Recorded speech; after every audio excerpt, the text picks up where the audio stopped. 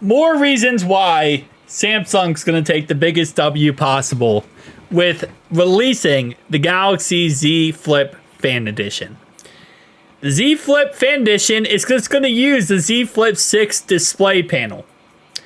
Yeah, guys, when I tell you right now how fast we're about to see a leaked image of this device in the next couple months, I can't even express to you how fast that's going to be. Because, again, all Samsung's going to do is take all their extra stock of the Z Flip 6, gut that bad boy out, right?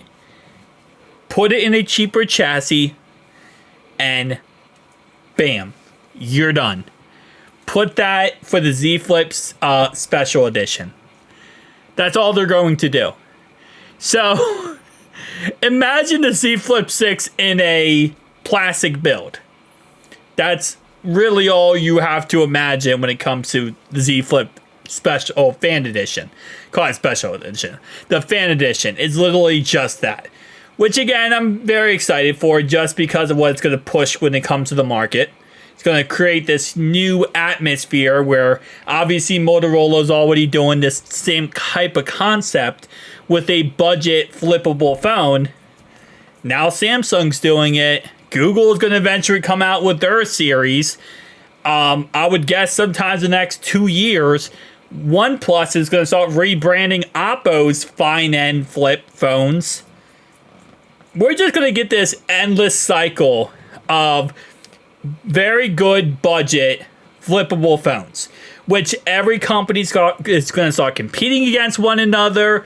We're going to get amazing products at a very cheap cost.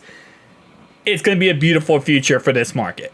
Foldable phones, we're still on the kind of on the we're still on the fritz, still on the fritz with that subject. But flippable phones, they have a beautiful future. And if Apple gets in the mix too, it's just going to further push that market to a point where one day, I won't say one day we won't have foldable phones, but one day I feel like foldable phones are going to start becoming obsolete versus flippable phones.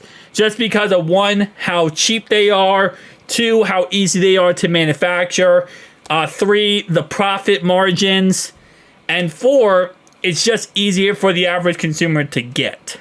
I still think we'll always have foldable cell phones, don't get me wrong, I'm not saying we won't, but I think at one point, it's just going to be, like, if we're ever looking at the future and looking at the day where we're going to see the average consumer having a flippable, foldable cell phone, we're not going to see it.